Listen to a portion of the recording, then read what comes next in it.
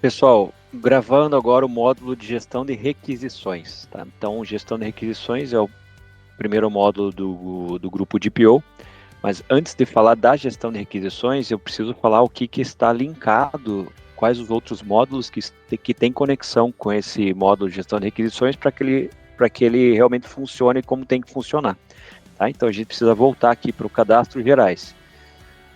A gestão de requisições funciona da seguinte forma: nós criamos um plugin, tá? Um plugin que é um código de desenvolvimento para que o profissional em produção de dados divulgue, encaminhe e compartilhe esse plugin com o pessoal que fez o site do cliente final ou da empresa que a gente está adequando, tá? Então a ideia, a primeira coisa a se fazer é copiar isso aqui e mandar para que o cara implemente esse código no site do cliente. Uma vez implementado, essa gestão de requisições vai aparecer dessa forma no site do teu cliente final, tá? Vou mostrar para vocês aqui o site que nós somos de PO, Clínica Médica Especialité, lá em Guarapuava. Recomendo, muito boa. Implementei o plugin de requisições, ele vai aparecer aqui, ó, portal LGPD. Tá clicando, então ele vai ter essas informações, uma requisição de direito dos titulares e um canal de denúncias também, tá? Isso a gente vai falar na gestão de incidentes, que temos o canal de denúncias, já falamos, é só clicar lá e ver o tutorial do canal de denúncias de gestão de incidentes. Mas gestão de requisições é dessa forma: instalamos o plugin, vai aparecer o perfil do titular e quais as solicitações que ele vai requisitar, tá? Então, voltando agora para a nossa tela da plataforma, esse plugin, então, vai fazer com que aquele ícone exista, tá?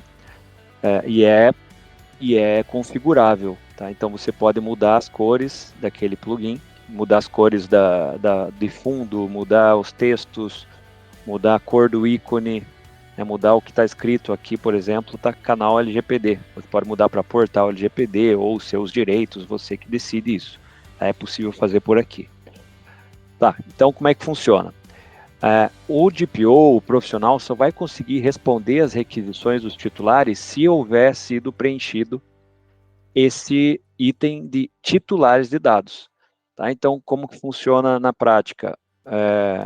A gente registra aqui os titulares um a um manualmente, e lembrando quem são os titulares, né? Os clientes do nosso cliente final, os colaboradores, os ex-colaboradores, enfim, todos os CPFs que têm relacionamento com o cliente final.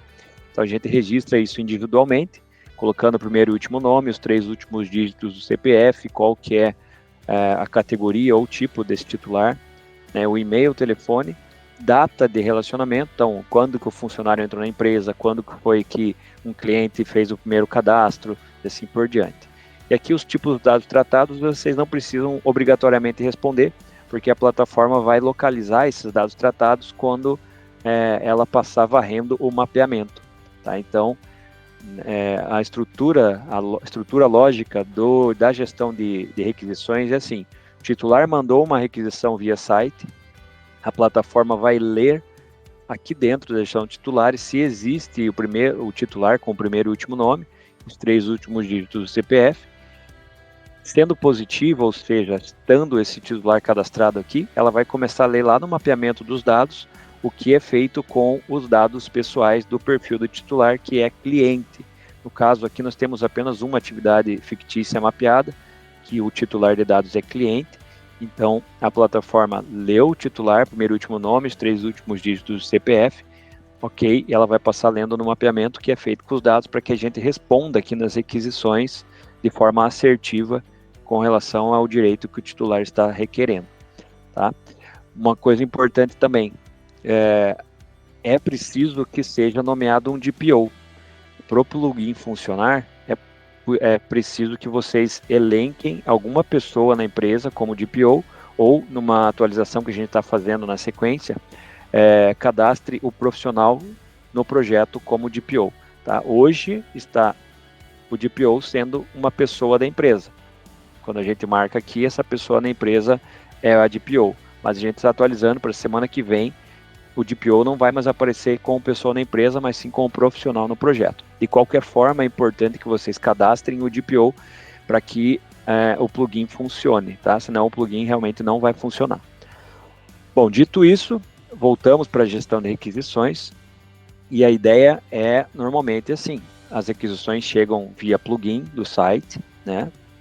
Ou o DPO pode fazer o registro manual disso, porque as requisições não necessariamente só vêm pelo site, elas podem vir por outros canais, pode vir por e-mail, pode vir por telefone, pessoalmente, de forma interna de algum colaborador ou de uma outra forma, tá? Mas o que a gente tem que fazer? Bom, a ideia é, seleciona o tipo do titular, quais direitos que ele está solicitando, qual que é a origem, né, dessa requisição, o primeiro e último nome, então aqui 935 últimos dígitos do CPF, e-mail, jurídico, @twitter@gmail, e um detalhe qualquer da requisição. Salvando a requisição, ela já vai cair para a gente aqui, ó, né, com o número de protocolo, quem que é o solicitante, o que o solicitante está requerendo, a data que essa requisição ingressou na plataforma e o prazo que nós temos regressivo, né? Então hoje 14 dias, amanhã será 13, assim por diante. O status e a data da resposta. Então eu fiz aqui algumas simulações de requisição para vocês verem como que pode aparecer aí diretamente. Vamos lá. Então a primeira aqui de baixo, revogação do consentimento, uma pessoa chamada José apenas pediu a revogação do consentimento. O que a gente precisa fazer em qualquer situação é sempre clicar em analisar. Quando a gente clica em analisar, a plataforma traz quatro etapas para essa análise acontecer. A primeira é analisando os detalhes da requisição. Então, o protocolo, o que o titular está pedindo, em que data, em que horário, a origem da requisição, o primeiro e último nome. Aqui, detalhe, ele só preencheu José e não colocou o último nome. Então, a plataforma não vai reconhecer esse cara como fazendo parte do rol de titulares da empresa que nós estamos adequando. 3 últimos dígitos do CPF e assim por diante. Localizar titular da requisição. Aqui, por ele não ter digitado o último nome, o titular não foi localizado, mas não é por isso que a gente vai deixar de continuar a análise. Então, analisando a requisição, nós temos duas etapas aqui, ó. Primeira etapa, a plataforma traz uma dica para o consultor, para o DPO, o que ele precisa fazer, o que o titular realmente quer. Então, aqui no caso, o titular deseja revogar o consentimento que fundamente algum tratamento de seus dados, e assim por diante. E ação necessária. Ó, nós sempre, para cada um dos direitos, aqui no caso revogação, a gente desenvolveu hipóteses de resposta. Nesse caso aqui, temos apenas uma hipótese, né, que é qual? Não localizamos nenhum dado pessoal para requisição, por favor, confirmar com o setor a informação solicitada. Em caso de realmente não existir nenhum dado titular no nosso banco de dados, responda ao titular no e-mail informando a requisição. Então, aqui é uma mensagem da plataforma para o DPO, o que ele deve responder. E aí a gente vai para o campo 4, resposta à requisição. Clicando aqui na setinha, ela vai trazer a única hipótese possível, que no caso é essa aqui. Então, ele vai mandar uma resposta para o José, porque o José, né, escreveu aqui um e-mail, então a gente vai conseguir responder para ele. Com texto padrão, que é editável, tá? Então, para cada um dos direitos, a gente desenvolveu hipóteses de resposta, já pré-ordenada, com o nome do DPO e assim por diante, inclusive juntando de forma que vá no anexo, um PDF constando aqui efetivamente o que existe ou não de informações sobre aquele titular. E o que a gente precisa fazer é enviar e-mail de resposta e marcar como respondido, tá? Então aqui para essa primeira requisição, a gente respondeu dia 27/9. E agora vamos para a segunda requisição, que é um outro modelo. Só um minutinho, vamos dar uma olhada aqui no Meet. Continuar na chamada, voltando. Na segunda requisição, nós temos aqui um pedido de correção dos dados pessoais. Vamos analisar essa requisição. Tá? Então, da mesma forma, 4 etapas. Primeira, ele está pedindo a correção dos dados, o nome dele é José Júnior, o e-mail está certinho, 3 últimos dígitos do CPF, e aqui uma observação. Alterei meu nome para o nome de casado, favor alterar para o correto. Detalhe que ele não está colocando aqui qual que é o correto, né? Mas tudo bem. Aí localizar titular. Então, data de início do relacionamento. Ó, aqui já fala para nós, 3/4, primeiro e último nome José Júnior. Aqui a plataforma pede para o DPO confirmar a identidade do titular. Então, a identidade foi confirmada?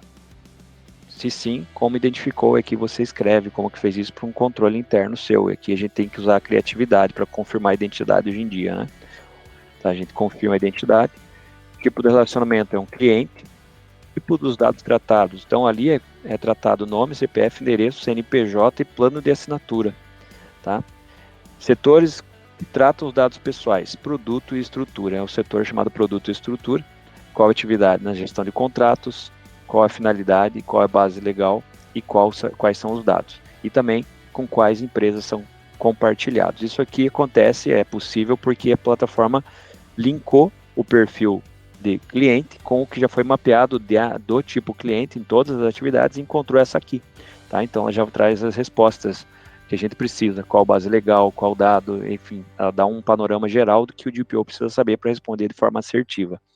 Aí analisar a requisição, mesma coisa, né? O titular acredita que os dados estão inexatos, e o que a gente precisa fazer? Confirme os dados informados na requisição, se estão mesmo inexatos, incompletos ou desatualizados. Em caso positivo, né, proceda à alteração. E aí na resposta à requisição temos duas alternativas. Então, primeiro é: olá, José Júnior, você tinha razão, seu dado pessoal estava inexato, incompleto. Ou: olá, José Júnior, buscando em nossos bancos de dados, percebemos que seus dados não estão inexatos, incompletos. Tá? Então, você responde com as opções que existem aqui. Sempre, lógico, personalizando a resposta para ficar uma linguagem mais afetiva aí com o titular de dados, tá?